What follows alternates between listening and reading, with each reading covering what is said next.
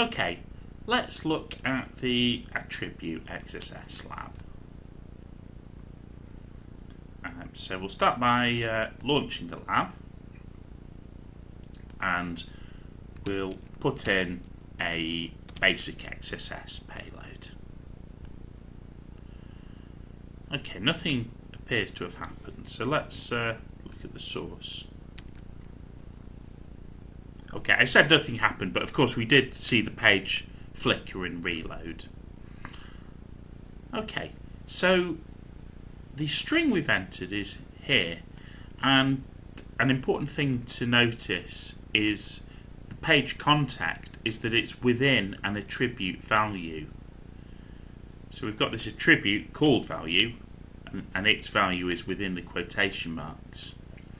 And then within that, we can see that the less than character is escaped. Okay, so often a good thing to try with attributes is to close the value and to close the tag. So let's try submitting that. We'll look at the source.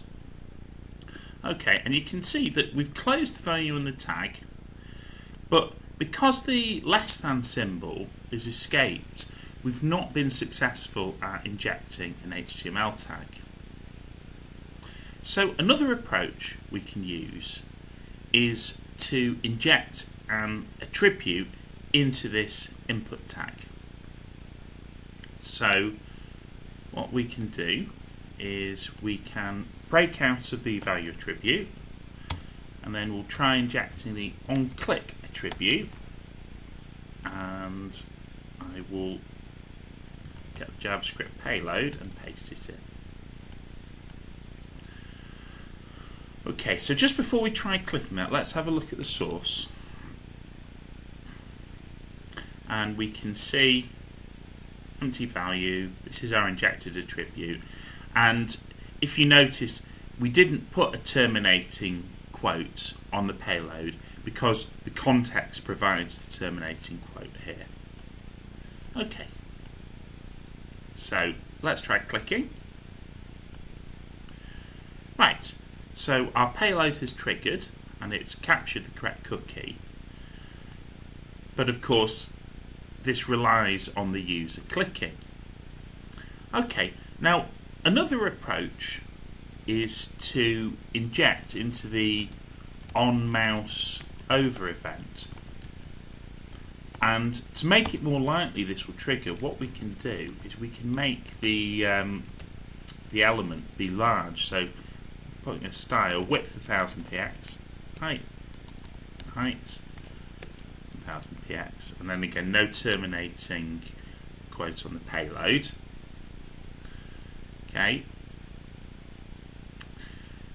so it triggers more easily, less user interaction is required, but actually if we take that and we try submitting it,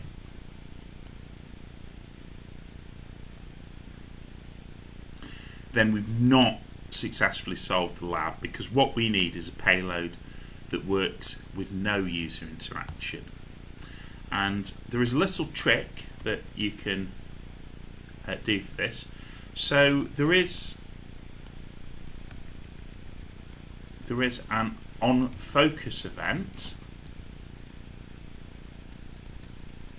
and then we can also use the autofocus attribute. And what I'll do is I'll say autofocus equals quote, and then I won't close that quote because the closing quote will come from the page context.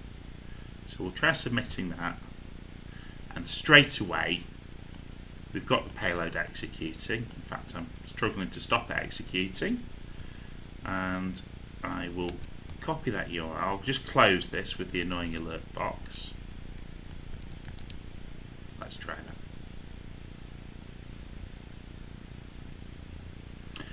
And there we go.